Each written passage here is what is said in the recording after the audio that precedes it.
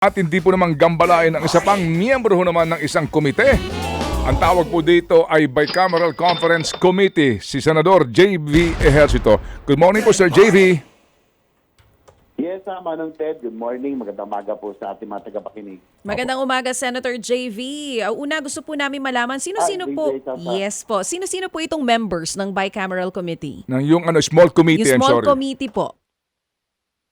Ay, yung small committee hindi pa na-convene, no? Para kahapon, halos medyo marami. Halos lahat ng vice chairs ng committee ng finance ay kasama. So, mahigit 12 ho ata kami kahapon. So, ang napag-usapan, mag-convene muna magbuo muna ng technical working group, both Committee on Appropriations and Committee on Finance ng Senado at ng House, para ayusin muna yung matrix. Tapos magre-reconvene ng BICAM siguro by next week pag natapos na po na yung matrix para makita yung mga disagreeing portions ng dalawang version ng budget. Oo, so sa ngayon, wala pa pong miyembro itong small committee? Wala pa sa ngayon, DJ Chacha. Ang nakakonvene pa lang ay, ang nabuo pa lang yung PWG ng both committees. No? Pero malamang yan, yung mga vice chairs or yung mga Senate leadership and House leadership siguro ang bubuo ng small committee if ever. Opo, inaasahan niyo ba na magiging miyembro po kayo ng small committee, Senator JV? Hopefully, Manong Ted, kasi po ako'y ako'y Deputy Majority Leader and at the same time, Vice Chair po rin ako ng Committee on Finance. Depende pa ng mga major departments tulad ng DOTR. At hopefully, kasi nilalaban ko rin, Manong Ted, DJ Chacha, yung foreign assisted projects o yung mga major infrastructure projects dapat mailagay sana sa priority programs gaya po ng gustong mangyari po ng ating Pangulo. Okay, Senator JV, kasi po itong BICAM ngayon may media coverage, mga photo op, but yung actual deliberation po nito wala. So by next week po, magkakaroon na ho kayo dito ng technical working group and then the small committee. Ano ho ang inyong masasabi doon na ito po hindi na po bukas sa publiko? Siguro po, Manong Ted, ako po ay mas pabor din po para makita ng taong bayan kung ano po yung mga provision ng mga disagreeing portions na pinaglaban ho ng both houses, no? Tulad ko, ako in particular, ako mas gusto ko hong naka-televise kasi po ako po nag-defend ng DOTR, Manong Ted, DJ Chacha, yung worried po ako sa infra projects, yung pong mga foreign assistance. Kasi na-push na mula last year sa program na hindi po alam ng karamihan. So gusto natin mailagay sa program. Tulad din po ng controversial na PhilHealth Fund, no? Yung po nagkaroon po ng provision ang GAA last year na pwedeng gamitin yung mga excess funds ng mga GOCCs hindi po alam ng karamihan tulad ko po. Nung huli ko nalaman. Kaya mas maganda ho para sa akin kung merong televised coverage yung BICAM. How will that happen?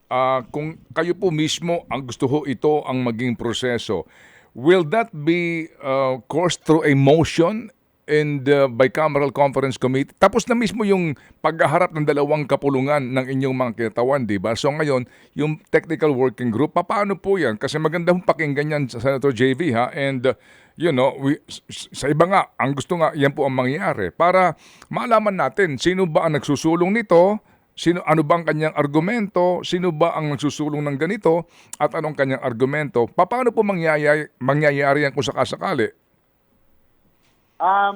Siguro Manong Ted, after ng PWG matapos yung matrix pag nag-reconvene, total nandun man ang media yan bago sila pinapalabak for the actual meeting. Baka probably siguro kung may mapag-usapan, kung pumayag po ang both sides na makunan. Pero yan po pag-uusapan po siguro. Okay, sige. Ang inyo pong, sa inyong delegasyon, ang mangunguna po si Senator Grace po.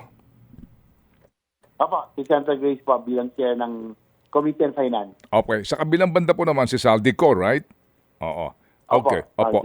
So, paano po yan kung sakasakali po, Senator, doon po sa mga unprogrammed appropriations, halimbawa, 'di ba? Na ngayon po naging ano din po, 'di ba? Sobra-sobra nga at kontrobersyal. So, paano po kaya ang magiging deliberasyon diyan kung sakasakali hindi ito sa publiko? Paano ang debate dito? Paano ho ang arrangement dito? Yung nga pong aming kinababahala, baka ma-overwhelm kayo ng inyong counterpart. Well, sana naman hindi. Yung tulad nung nangyari nung mga nakaraan, Manong Ted, talagay ko hindi na rin papayag yung ilang senador. Tulad nung, halimbawa, yung naging controversial na paggamit ng mga excess funds. No? Yan ay tututukan na po natin yung pag-push down sa program. Tulad, ang Pangulo na mismo ang nagsabi ay palagay ko hindi na mauulit na ganun kalaki yung naging unprogrammed funds tulad ng mga nakaraang taon. Tulad sa mga dito sa darating na taon, Manong Ted. Opo, yung pong AKAP na meron pong mga kasama kayo, kayo mismo personally, ano po ang inyong damdamin sa AKAP vis-a-vis AX? Manong Ted, sa totoo lang, ako po, hindi ako kasi fan ng ng mga dole-out programs, Manong Ted eh. Pero although sa akin, ito'y nakakatulong para doon sa poorest of the poor, pero mas malaki, parang nalalakihan lang ako masyado na sa tingin ko, mas magandang mag-invest tayo sa mga infrastructure dahil ito po ang investment, dahil ito ang magbibigay ng trabaho at hanap buhay. We will create growth areas in the future. So, ako naman po ay ang Senado po, ang sentiment, kung meron, bakit po ang House lang, merong AKAP, dapat po, meron ding stay ang Senado dyan. Kumbaga sa ngayon, sana pag-isahin na lang. Hindi na kailangan yung AKAP, dapat isa na lang po yung AIX at AKAP para puro sa mga talagang indices at nangangailangan natin mga kababayan. Okay, so Senator JV, if you also remember, last budget, member kayo ng BICAM, di ba? We saw you there, right? Opo. Maliban sa inyo, si Senator Amy Marcos nandun din, si Risa Ontiveros nandun din. Pero yun na nga po, kayo binulaga nitong mga provision na mukhang hindi nyo po alam, no? Opo. So ano ang leksyon ninyo ngayon dito po sa BICAM na ito para po naman hindi rin po nakakahiya na kung kailan na po nakalusot at kayo miyembro po ng BICAM mismo, parang lumalabas po na hindi yun napag-aralan o kaya po kayo nalusutan? Well, taking from the lessons learned last year, Manong Ted, talagang, tama ho kayo, talagang nagulat din ang iba sa amin doon sa mga tulad ng provision na isingat sa GAA. Siguradong hindi na mauulit yan dahil po naging controversial at siniguro namin at nangako naman ang ating financier na Senator Grace po na hindi na po papayagan yung pong halimbawa, pondo ng PhilHealth, hindi na ho natin papayagan na ito'y magamit para sa ibang paraan. So, hindi na ho makapag-smuggle pa ng provision? Ganon. Hindi na ho, siguro, lessons learned, Manong Ted, hindi na po papayag siguro ang mga miyembro ng BICAM sa ngayon na mangyari po muli yung nangyari nung nakaraan. Okay. Maganda pong sinasabi ni Senator Bato, no, na kasi po, di ba, Senator JB, coming from the House also, remember, and dyan in the Senate, di ba nag-BICAM, no? And then naaprubahan ngayon. Bukas po agad ng ratification po ito, di ba? Oo. Wala ka nang chance to review, no? So dito po sa panukala ni Senator Bato na sandali lang, pwede bang bago pagbotohan niyang kaagad kinabukasan, pwede ba bigyan niyo kami ng panahon para naman namin ma-scrutinize ito? Bagamat napakakapal niyan, napakahirap, pero at least may panahon pa ho kayo para ho alamin lang kung ano ba siningit dito, ano ba tinanggal dito. Pabor po ako dyan para Manong Ted. Siyempre, halimbawa, yung mga binabantay ako personally. For example, yung DOTR po, dahil ako nagdepensa niyan, titignan ko po kung ilan po yung na-push down sa fund program. Kung naiwan yung pinaglalaban natin na GOP o yung government participation, dapat maiwan yun. Yung sa UHC, yung sa Universal Healthcare at PhilHealth, dapat masiguro natin na hindi na magkaroon ng provision na ito'y maaaring gamitin. So, siguro ako po pabor na magkaroon ng ilang araw na ma-review man lamang para at least, sabi mo nga, makapal, Manong Ted, hindi natin kaya almost impossible na ma-review natin within a few days.